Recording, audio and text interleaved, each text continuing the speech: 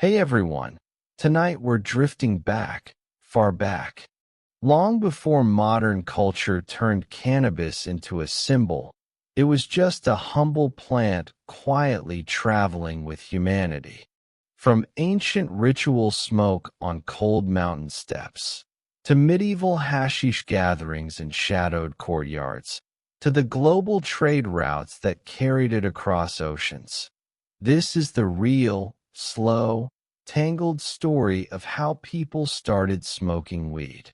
So, before you get comfortable, take a second to like the video and subscribe, but only if you genuinely enjoy these deep, sleepy dives into forgotten history. And as always, let me know in the comments where you're tuning in from and what time it is for you. It's always fascinating to see this little sleepy history club spread across the world. Now, lower the lights, maybe turn on a soft fan in the background, settle in, and let's gently begin tonight's journey. When did people start smoking weed, and more? A plant older than empires. Before empires rose and fell, before armies crossed deserts and oceans, and before the great philosophical schools etched their thoughts into clay or parchment, a humble plant was quietly making its way across continents. Cannabis, known by many names across different cultures, has existed alongside human societies for thousands of years. Its history is not that of sudden, dramatic discoveries, but of gradual, almost unnoticed integration into daily life. This is not the story of a single first puff in a smoky room, but rather the slow, boring, yet surprisingly profound process by which humans began to cultivate, trade, and eventually smoke weed.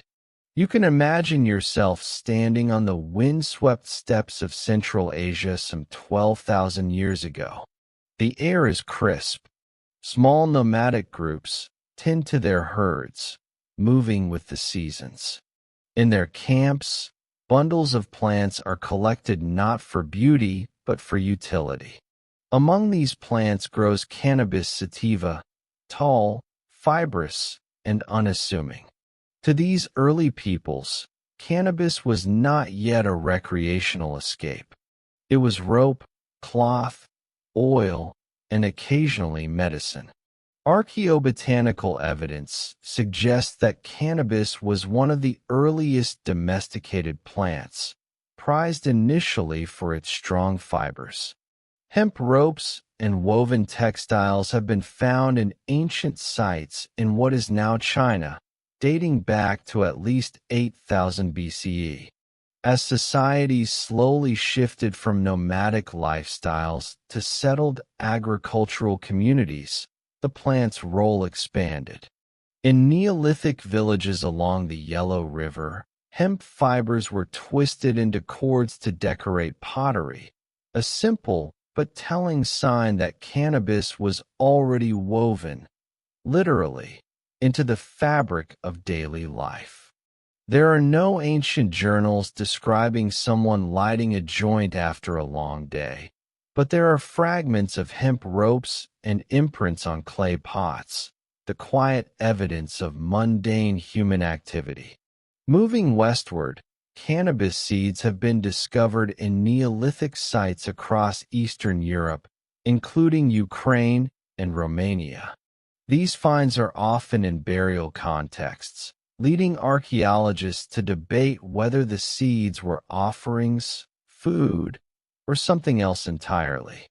Some of the earliest hints that cannabis might have been burned deliberately come from burial mounds in Central Asia, associated with the Scythians, a semi-nomadic people whose history straddles the line between myth and archaeology. Herodotus, writing in the 5th century BCE, described Scythian funeral rituals in which hemp seeds were thrown onto hot stones inside small tents, creating thick, aromatic smoke. They shout for joy, he wrote, perhaps bemused or intrigued. For Herodotus, these rituals were exotic and strange. For the Scythians, it was tradition. But Herodotus lived in a world already shaped by centuries of cannabis cultivation and use.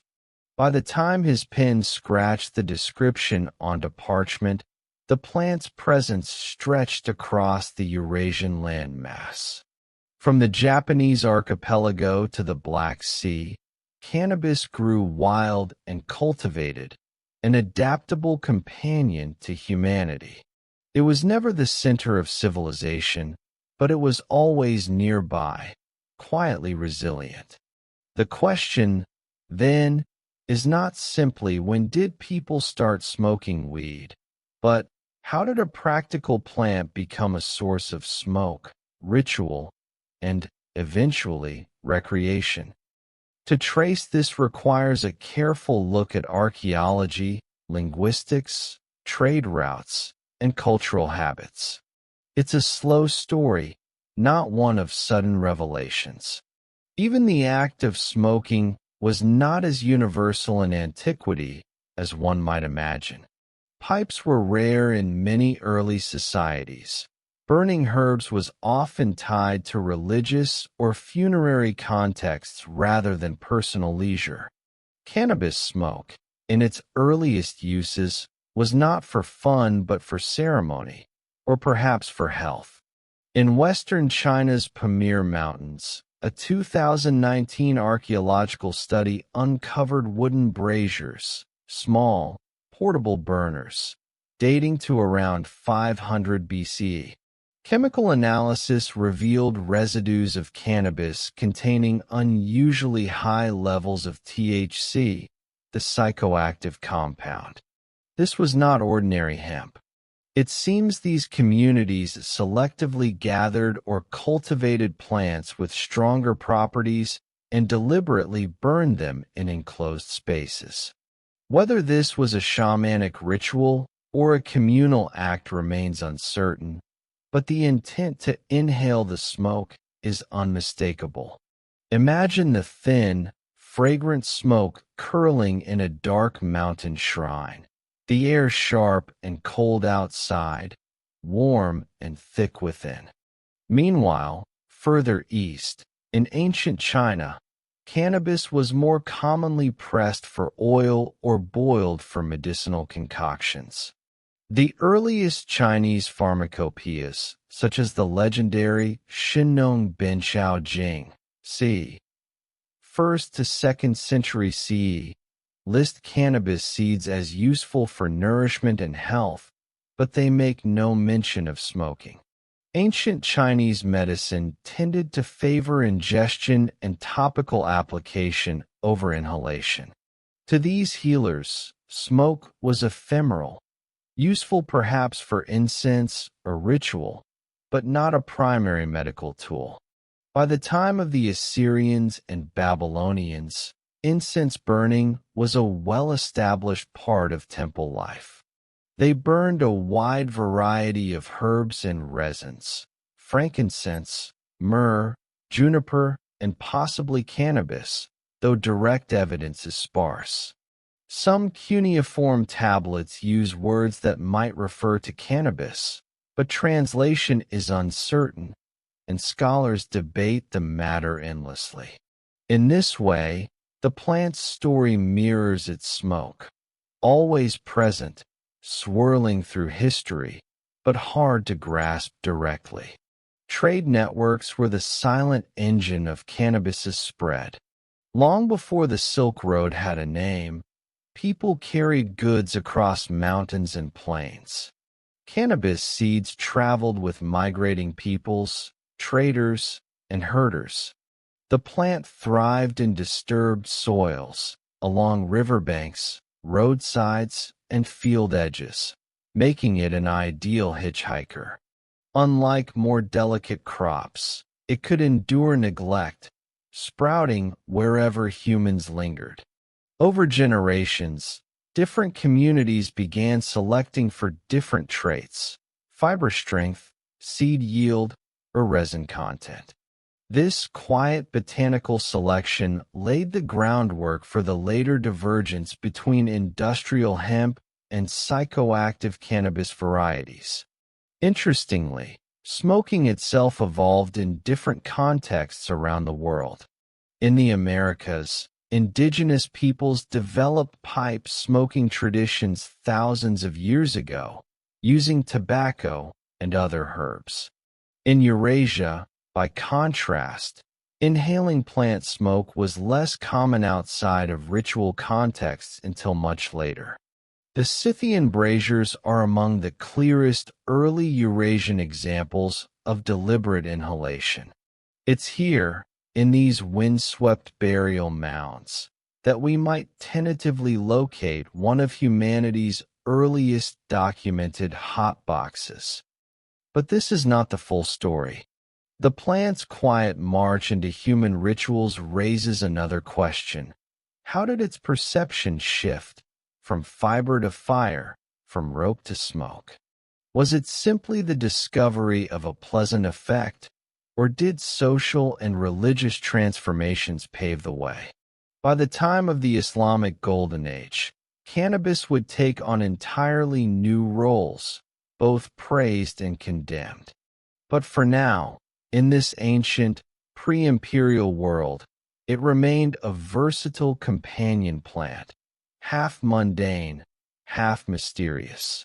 As you imagine the slow rise of smoke from a wooden brazier in a cold mountain pass 2,500 years ago, consider this. In a world without written instructions, how did people decide to inhale the fumes of a plant? Who was the first to notice its effect, not as a rope, not as oil, but as smoke? Trade routes, empires, and the ritual of smoke. To truly understand how cannabis smoking evolved from scattered ritual acts to widespread cultural practices, you need to follow the quiet veins of ancient trade. These were not the bustling caravan highways depicted in romanticized history. They were slow, unreliable, and often dull. A few pack animals, a small group of traders, dusty paths winding across endless plains. But these paths were the arteries through which ideas, seeds, and habits moved, sometimes centuries before empires gave them names. By the first millennium BCE, vast stretches of Eurasia were linked by what scholars now call Proto-Silk Road networks. These early routes connected the agricultural heartlands of China with the pastoral steppes of Central Asia, the Iranian plateau, and eventually the Mediterranean. Along these arteries flowed goods like silk, lapis lazuli, spices, metals, and seeds. Cannabis, being both hardy and lightweight, traveled almost effortlessly. Migrating groups carried seeds in sacks. Traders exchanged them for wool or salt, and they sprouted wherever humans paused long enough to disturb the soil. Steppe highways, the Scythians and their tents of smoke. The Scythians play a surprisingly central role in this story. These semi-nomadic horse people roamed a vast expanse from the Black Sea to the Altai Mountains. Though often portrayed as fierce warriors, much of Scythian life was routine: herding animals, repairing gear, moving camps, and maintaining networks with neighboring peoples. Archaeological evidence from burial mounds, kurgans, reveals that they had a well-developed tradition of burning cannabis during funerary ceremonies. Inside some of these kurgans, archaeologists found small wooden braziers filled with stones, charred seeds, and plant remains. Herodotus's account, written in the 5th century BCE, aligns remarkably well with these discoveries. He described the Scythians entering small tents, throwing hemp seeds onto hot stones, and shouting for joy. While Herodotus may not have fully understood what he witnessed, chemical analysis of the residues found in these braziers confirms high concentrations of THC. These were not merely agricultural byproducts. They were psychoactive plants selected deliberately. The significance of these rituals was not recreational in the modern sense. The tents created an enclosed, smoky environment, essentially an ancient hotbox. The act likely held spiritual or social meaning, possibly linked to the afterlife, purification, or communal bonding. In nomadic societies without permanent temples, tents became mobile sacred spaces. Smoke, rising and curling, connected the human realm to the sky, a motif repeated across countless ancient cultures. Persian Empire and ritual incense. Further west, as the Scythians rode along the northern edges of empires, the Persian Achaemenid Empire, c. 550 to 330 BC, was building one of the largest administrative systems of the ancient world. The Persians inherited and expanded upon existing trade routes, improving roads and establishing relay stations for messengers, the famous Royal Road. This infrastructure indirectly enabled not just the movement of goods, but also of cultural practices. The Persians had a long tradition of burning aromatic substances in temples. Frankincense, myrrh, and various herbs filled Zoroastrian fire temples with dense smoke. While direct evidence of cannabis in these rituals remains debated, some scholars point to textual references in the Avesta, the Zoroastrian sacred texts, that mention hauma, a sacred plant prepared in ritual. Most identify hauma with a psychoactive beverage rather than smoke, but the ritualistic burning of plants as offerings was certainly present. Given the empire's extensive trade with Central Asia, it's plausible that cannabis made its way into some local or syncretic practices within the empire's vast territory. China, practical plant, spiritual shift. Meanwhile, to the east, in ancient China, cannabis remained largely a utilitarian and medicinal crop for centuries. Farmers grew hemp for fiber to make clothing, ropes, and fishing nets. Its seeds were crushed for oil and consumed for their nutritional value. In early Chinese medical texts, cannabis was recorded under the name ma. The seeds were said to promote digestion and relieve constipation. The plant was valued for its balance of yin and yang qualities. The psychoactive properties were not ignored, but they were not central either. A Han Dynasty text mentions that consuming large amounts of the flowers could cause one to see ghosts, a poetic way of describing altered perception. But smoking was not the chosen method.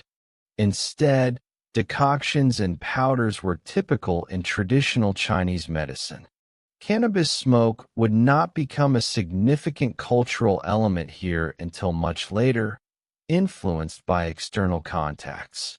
However, religious practices such as Taoist alchemy and shamanism did involve the burning of various herbs to induce trance states or communicate with spirits. Some modern historians speculate that cannabis could have played a role in certain Taoist rituals, though direct evidence is scarce. The focus remained overwhelmingly on hemp as a useful crop, not a ritual intoxicant. Greek and Roman observers. As these practices diffused, Greek and Roman writers occasionally encountered them at the fringes of their world. Herodotus is the most famous example, but other sources mention the use of smoke and fumigation for healing and ritual. The Romans, in particular, had a culture of baths, incense, and smoke, but tobacco and pipes were unknown in Europe at this time. So recreational smoking as we imagine it today simply didn't exist. What they did have was fumigation, a practice of burning herbs to cleanse spaces or treat illnesses. Cannabis is not prominently mentioned, which suggests it remained a foreign or marginal plant in Mediterranean cultures during classical antiquity.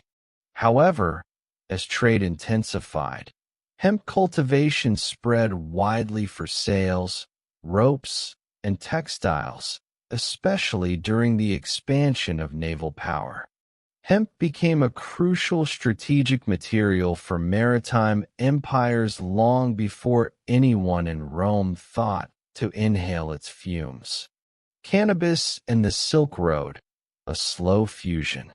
The formal Silk Road emerged during the Han Dynasty, 206 BCE, 220 CE, and the Roman Empire's expansion.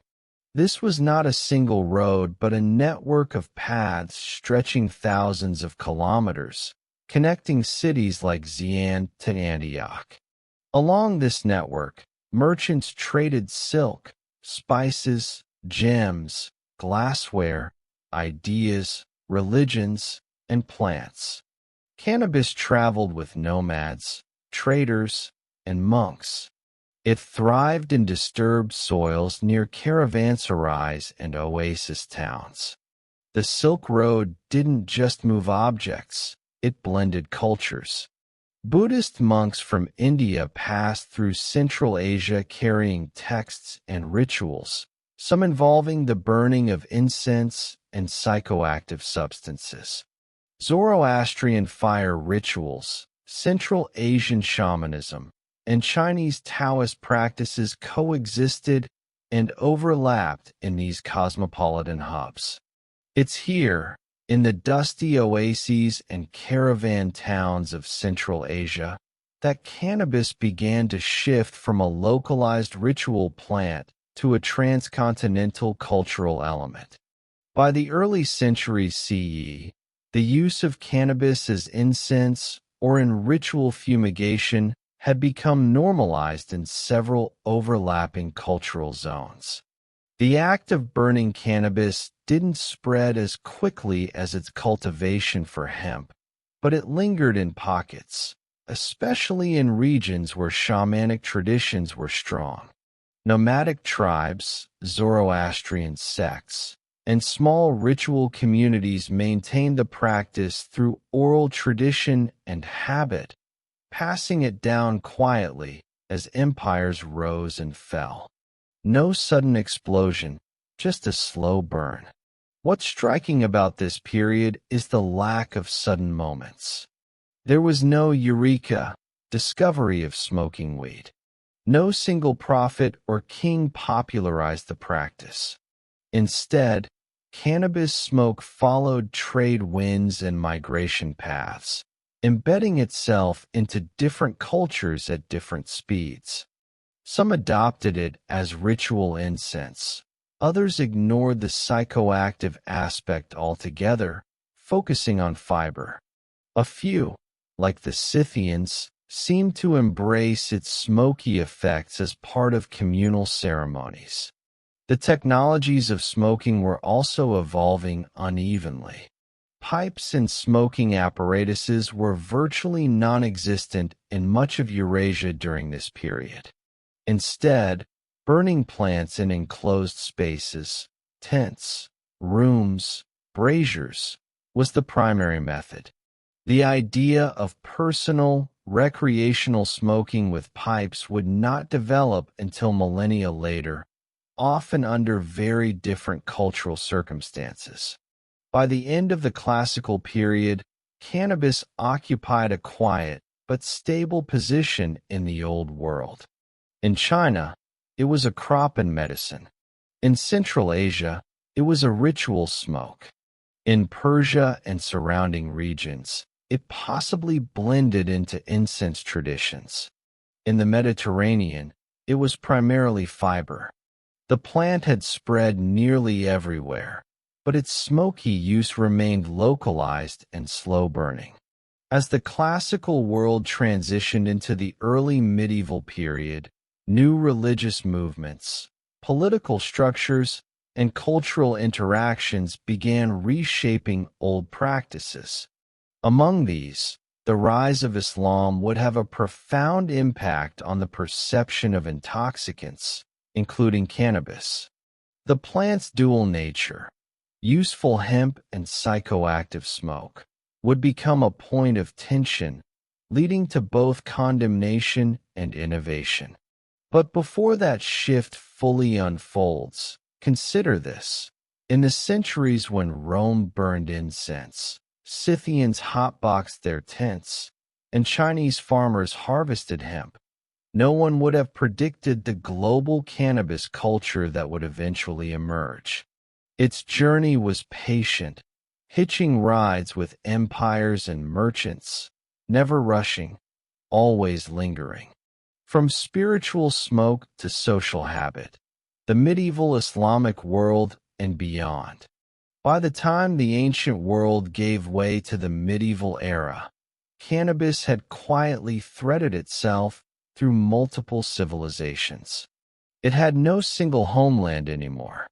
It grew along riverbanks in China, sprouted in the caravan towns of Central Asia, was woven into ropes in the Mediterranean, and was burned in tents across the steppes. But it was in the Islamic Golden Age and the medieval period that cannabis smoking, especially in its psychoactive form, began to crystallize into something more structured. It was during these centuries that spiritual, medicinal, and social uses started overlapping in ways that would shape its later global trajectory. Islamic world, the debate over intoxication. The rise of Islam in the 7th century CE introduced a powerful cultural and legal framework that would influence cannabis's fate for centuries. Alcohol was explicitly prohibited in the Quran, but cannabis was not mentioned by name. This omission created a unique legal and theological gray zone. Islamic scholars and jurists, ulama, debated how to classify substances like hashish, a concentrated form of cannabis resin that emerged in the medieval Middle East. Unlike the Scythian smoky rituals or Chinese hemp oil, hashish represented a new development. By the 9th to 11th centuries, historical sources from Egypt, Persia, and the Levant refer to hashish as a widely used intoxicant, particularly among certain Sufi sects and working-class communities. It was usually consumed either ingested or smoked, often through rudimentary pipes, clay bowls, or by placing the substance on embers and inhaling the smoke through tubes. Islamic scholars were divided. Some jurists argued that because hashish was intoxicating, it should be treated like alcohol and prohibited under the same legal category of khamr.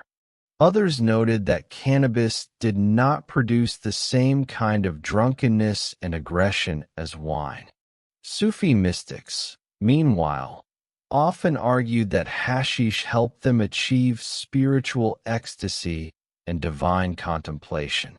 For them, the smoke was not merely a recreational tool, but a way to dissolve the self, a kind of inward journey that paralleled spiritual chanting and dance. The first recorded anti-hashish edicts emerged in the Mamluk Sultanate of Egypt in the 13th century. Authorities complained that laborers and mystics were gathering in gardens to consume hashish, leading to idleness and laughter.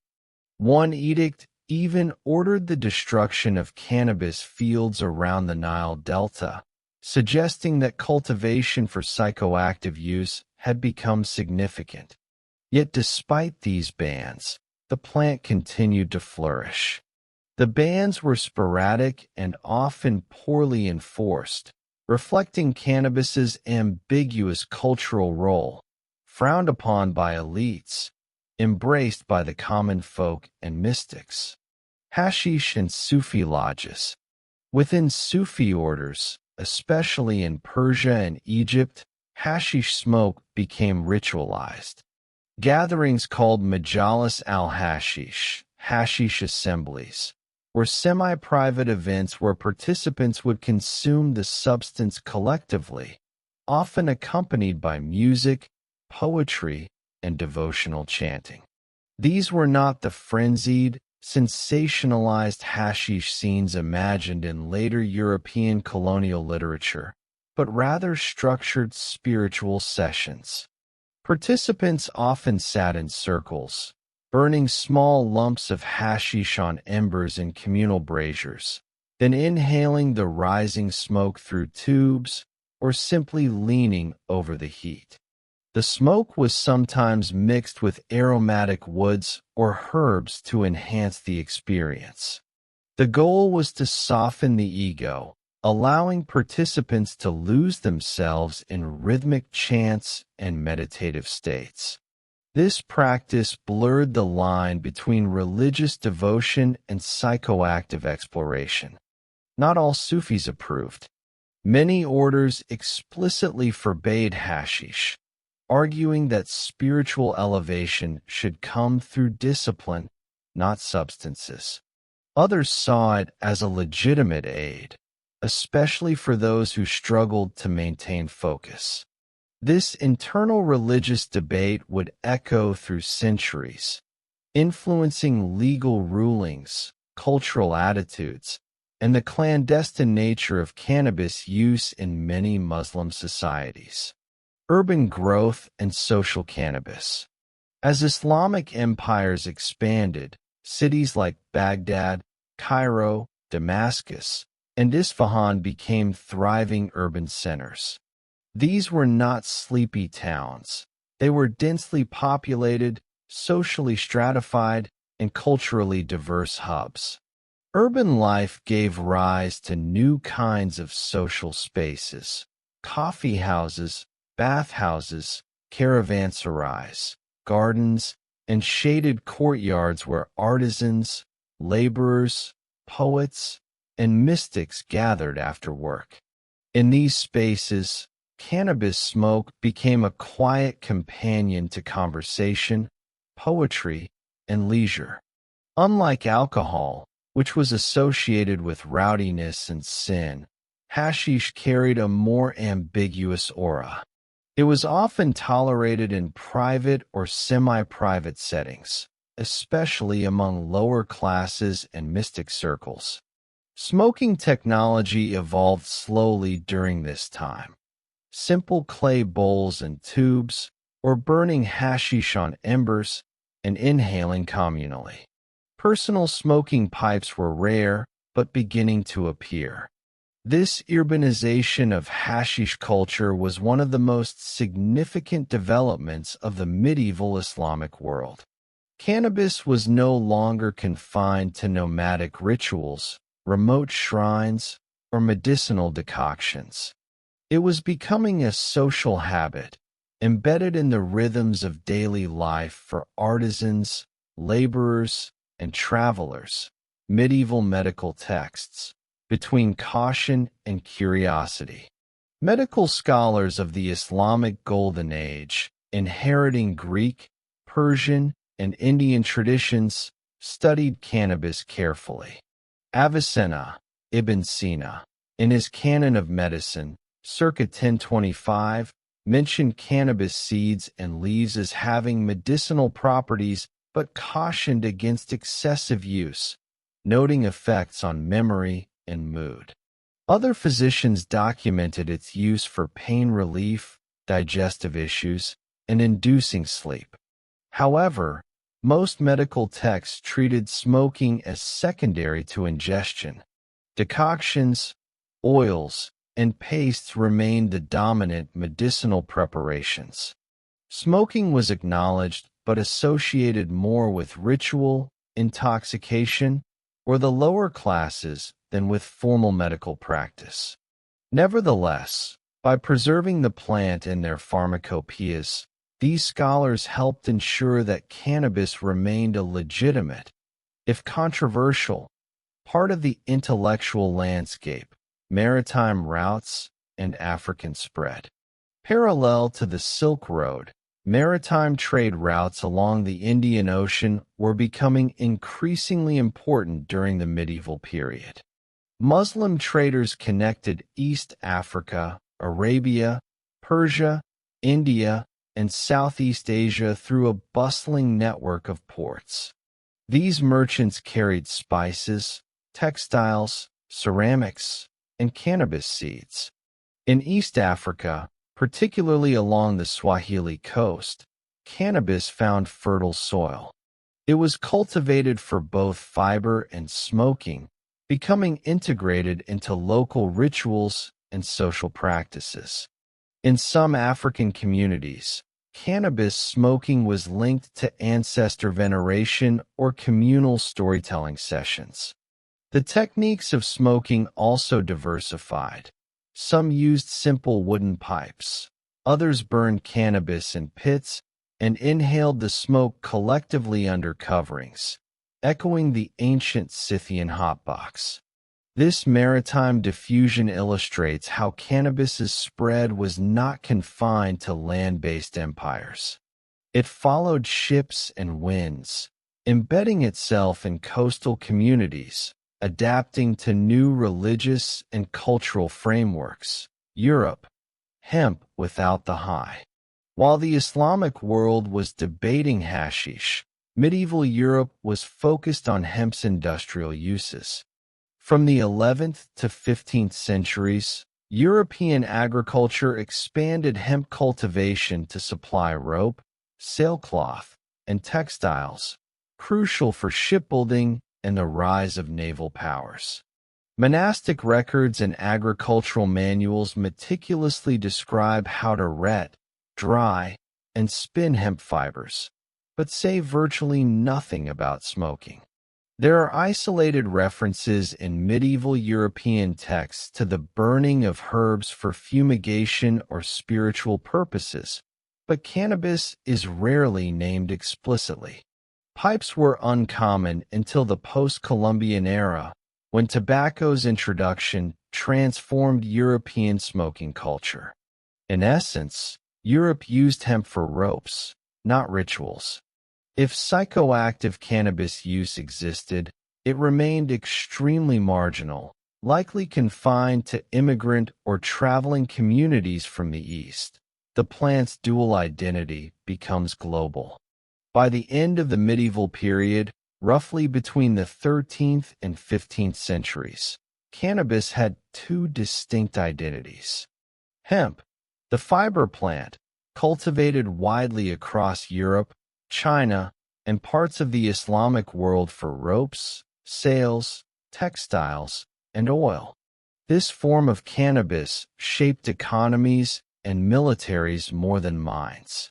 Hashish and psychoactive cannabis, the smoke and resin plant, concentrated in Central Asia, the Middle East, North Africa, and parts of Africa, often tied to spiritual, social, and leisure contexts. This duality is what allowed cannabis to persist through centuries of shifting empires, religious transformations, and trade realignments.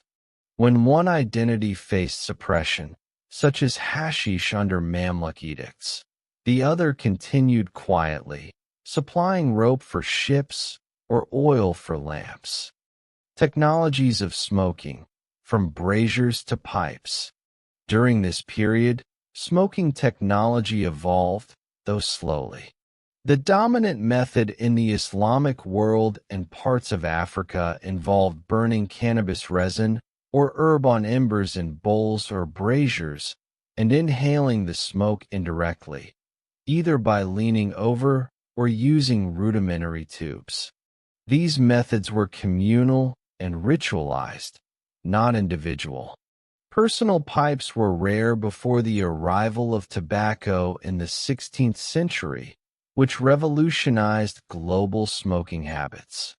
When pipes did emerge in cannabis contexts, they were often adaptations of incense burners or hookah prototypes, devices originally meant for aromatics rather than inhaling large volumes of smoke.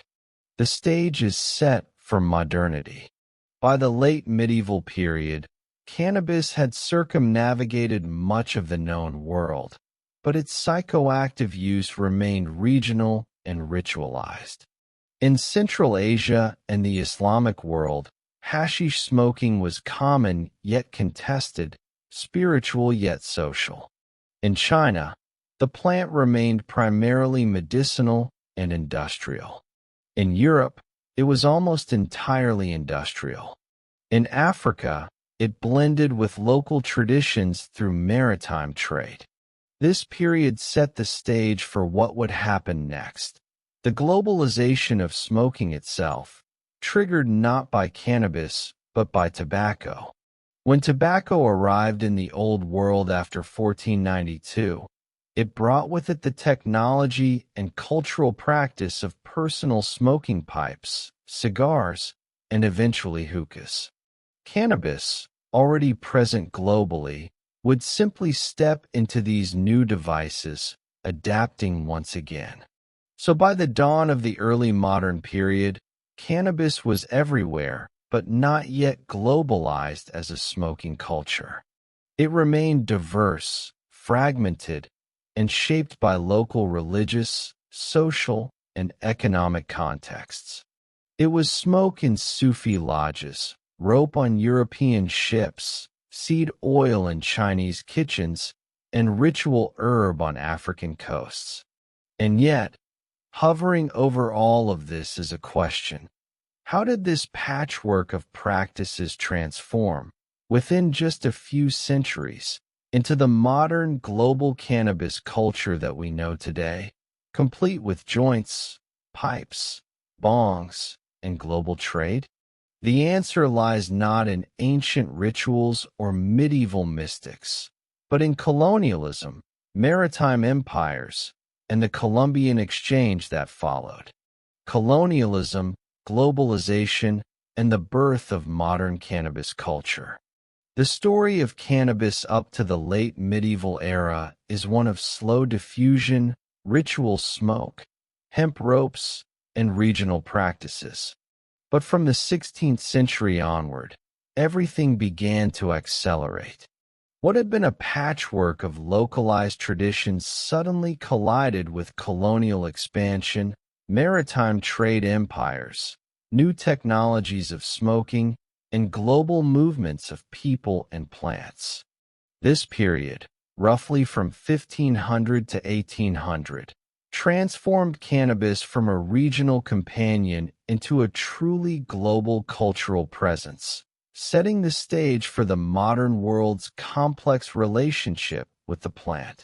Ship the age of exploration, moving plants across oceans. When European powers began their age of exploration, they didn't just carry gold and guns. They moved plants, animals, and ideas on an unprecedented scale. The Columbian Exchange, named after Christopher Columbus, linked the Americas, Europe, Africa, and Asia through a constant flow of goods and people. Tobacco, cultivated and smoked widely by indigenous peoples of the Americas, was one of the most influential plants introduced to Europe in this period.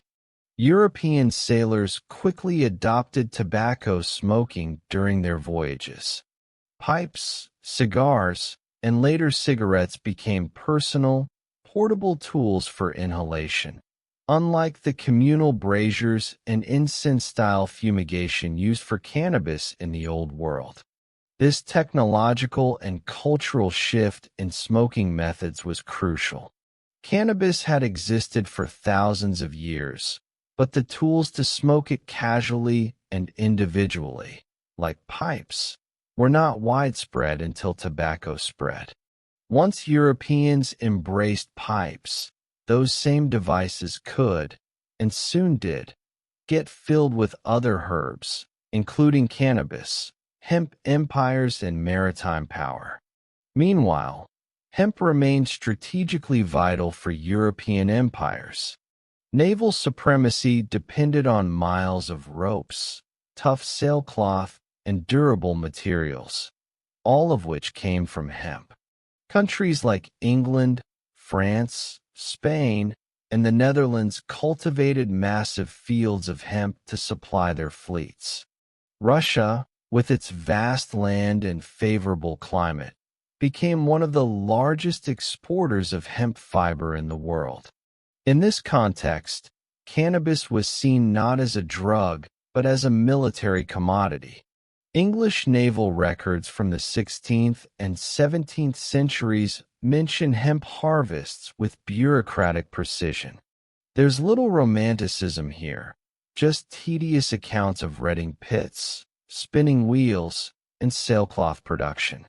This industrial hemp boom was one of the unsung logistical backbones of European colonialism. Ironically, while hemp supported the ships that carried colonialism forward, the psychoactive use of cannabis would later ride those same ships back, spreading between colonies and metropoles in new ways. The Ottoman Empire and the rise of the hookah. In parallel, the Ottoman Empire played a critical role in evolving smoking technologies. By the 16th century, hookahs, water pipes, became popular in the Ottoman world, initially for tobacco but adaptable for other substances. The hookah's design, cooling smoke through water, made it well suited for hashish, the concentrated cannabis resin popular across the Middle East. Ottoman urban life revolved around coffee houses, which became important social spaces. Men gathered to drink coffee, discuss politics, play backgammon, and smoke, mostly tobacco, but occasionally hashish. Hashish smoking in hookahs or small pipes was tolerated in many Ottoman cities, though sometimes frowned upon by religious authorities. Through Ottoman trade and cultural influence, hookah smoking spread to Persia, North Africa, and South Asia, creating a shared smoking culture that transcended ethnic and linguistic lines. These devices replaced or supplemented the older braziers and fumigation techniques, modernizing how cannabis was consumed in these regions. India, a deep tradition meets colonial rule. In India, cannabis had a long and diverse history, used both ritually and socially for centuries. Bhang, a beverage made from ground cannabis leaves and milk, had been part of Hindu festivals like Holi since at least the medieval period. Meanwhile, smoking cannabis, usually in the form of charas, a resin similar to hashish, was practiced by ascetics, sadhus, laborers, and certain rural communities using clay chillums, conical pipes. When the Mughal Empire ruled large parts of India, cannabis use was widespread and culturally embedded. The plant grew wild in many regions, making it accessible to the poor and the elite alike. Charas smoking among sadhus had religious significance. Inhaling smoke was often framed as a spiritual offering to Shiva, the god associated with asceticism and transcendence. When the British East India Company began its conquest of India in the 17th and 18th centuries, they encountered a society where cannabis was normalized, regulated in some regions, and woven into both rural economies and religious practices. The British, pragmatic as ever, initially did little to suppress it. They even taxed cannabis products, including bhang, ganja, flower, and charas, recognizing their economic value. Colonial reports from the 19th century described dense networks of cannabis cultivation, distribution, and consumption throughout the subcontinent. Herb Africa and the Caribbean, cannabis on the move. Cannabis also traveled with enslaved people and laborers across oceans. In the 17th and 18th centuries, enslaved Africans brought to the Americas often carried cultural knowledge of cannabis cultivation and smoking.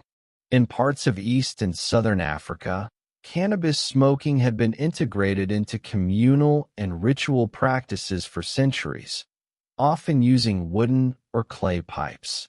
European colonial plantations, especially in the Caribbean and South America, sometimes allowed or tolerated cannabis cultivation in small garden plots for enslaved communities. Historical records from Brazil, Jamaica, and other colonies mention ganja or makanha, often in the context of enslaved Africans or indentured laborers from India. These groups reintroduced cannabis to the Americas not as an industrial crop, but as a smokable, psychoactive herb, centuries after indigenous American cultures had developed their own tobacco traditions.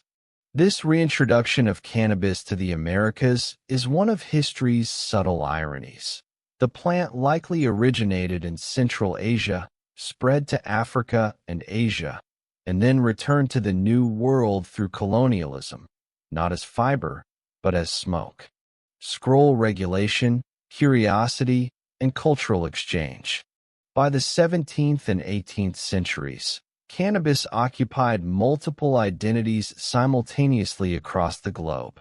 Europe, primarily industrial hemp for naval and textile use. Smoking remained rare, though curiosity grew among intellectuals and explorers. Middle East and Central Asia, hashish smoking via hookah and pipes, embedded in social and sometimes mystical contexts. India, cannabis deeply rooted in daily life, both spiritually and recreationally, with chillums and bhang widely used. Africa, integrated into local ritual and leisure practices, often using pipes. Americas, slowly re-emerging via African and Indian diasporas, blending with existing tobacco culture. European travelers, merchants, and colonial officials often observe cannabis use with fascination and condescension.